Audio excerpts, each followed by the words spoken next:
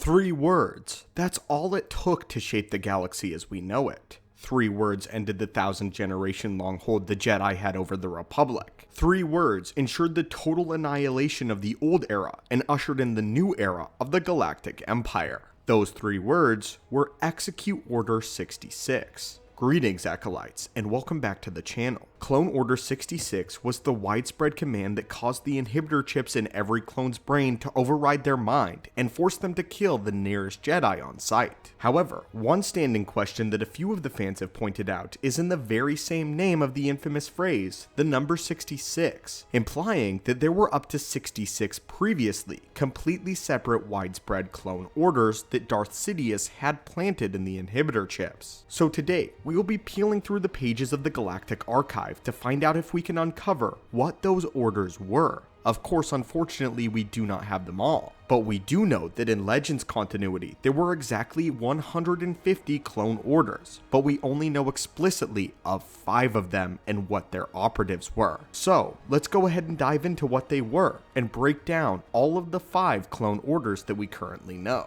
How insane is that to think that there were 150 clone orders that Darth Sidious had planted within the clones, and yet we only know 5. Starting off, we all know of the most famous one, Order 66. This order was implanted by Darth Tyrannus under the instruction of his master Sidious. The Kaminoan cloners did know about these inhibitor chips, but did as they were paid to do, and as far as we know, didn't really mind doing it either. The reason being that the Kaminoans just saw this as another job by another client, and were rather easily paid off. As we know, Order 66 would basically override the clones' higher thought processes, nullify their individuality, and force them to eliminate the nearest Jedi by any means necessary, and tragically as a result following, cause them to become very droid-like, as they would immediately become hyper-receptive to higher command, and be little more than a simple battle droid until all Jedi had been dealt with. In the Bad Batch, we learn that even following Order 66, the clones become psychopathically loyal to the Chancellor turned Emperor.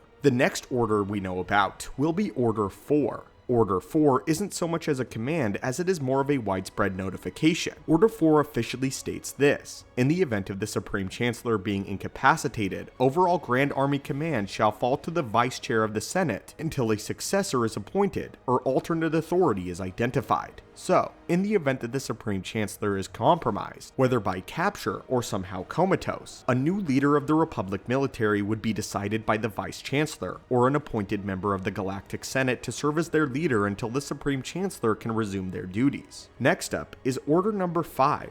Order 5 is somewhat of a more extreme contingent of Order 4. It states this: in the event of the Supreme Chancellor being declared unfit to issue orders, the Chief of the Defense Staff shall assume GAR Command, or Grand Army of the Republic, and form a strategic cell of senior officers until a successor is appointed or alternate authority identified. This is only one of 2 clone orders that directly defies the Supreme Chancellor, as it states that the Grand Army would no longer receive any orders from the Chancellor at all, but rather would have their loyalty and authority switched to the Chief of Defense Staff, which is actually a pretty insane order when you think about it, and could have foiled Palpatine's plan. As to exactly why he did this, this very likely could have been if he was ever removed as Supreme Chancellor by either the Senate or the Jedi, as he could then still maintain control over the clones and execute Order 66 even if he were not to be the Chancellor any longer. Absolutely brilliant stuff. Of course, next, we have Order 65. Order 65 builds off of Order 5, but in a much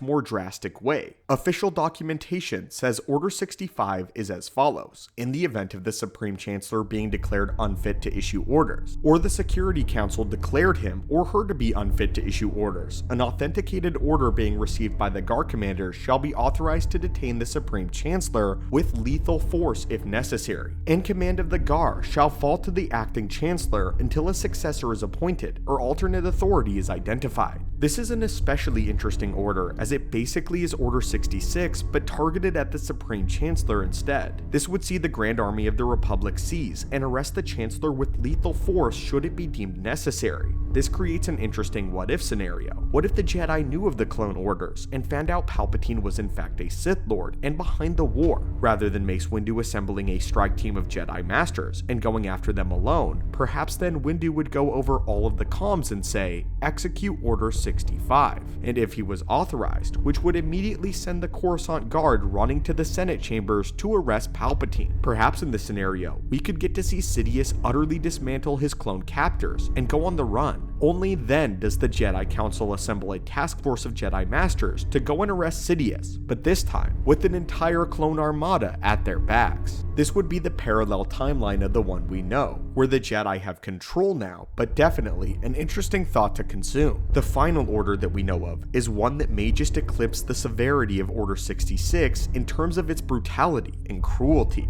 This is Order 37. Capture of a single wanted individual through the mass arrest and threatened execution of a civilian population. Follow-up directives include scenarios for body disposal of civilian casualties and suppression of communications. The horrific Order 37 that was meant to capture Jedi following the Purge. This shocking order would essentially see the Grand Army of the Republic hold an entire civilian population hostage with threat of genocide as a resort to force the arrest of a single individual. Out of any of the orders we know of, this one has to be the darkest and the most deplorable one we know of yet, and proves that the Empire was around long before the Republic ever changed its name, just hidden secretly behind these inhibitor chips and behind the mask of Palpatine. Some have claimed that Order 37 is worse than Order 66, as it sees the threatened execution of a completely innocent civilian population in order to capture a single person. The implications of this order ever being carried out is absolutely insane and terrifying. If this order were carried out under certain circumstances, what would the Jedi ever think of it? It would, without a doubt, cause a mass uproar in the Senate, and most likely see more systems defect from the Republic, or even worse, start a civil war within the Republic. What if this had ever happened? Would you like to see a story where the Republic had a civil war with itself over the carrying out of Order 37? A civil war where the Jedi have to choose which side to take and try to mend the Republic? Well, Acolytes, there are the 5 clone orders that we know of. Which of them do you find to be the most terrifying? And which of them were you unaware of before this holocron opening? Before you go, there is a big sale on the Star Wars merch page for the holidays, where you can get half off hoodies, t-shirts, and far more. And if you use code WAVE at checkout, you'll also get an additional 15% off your entire order. But anyway, Acolytes and students of the Force, thank you so much for watching. May the Force be with you always, and have a great day.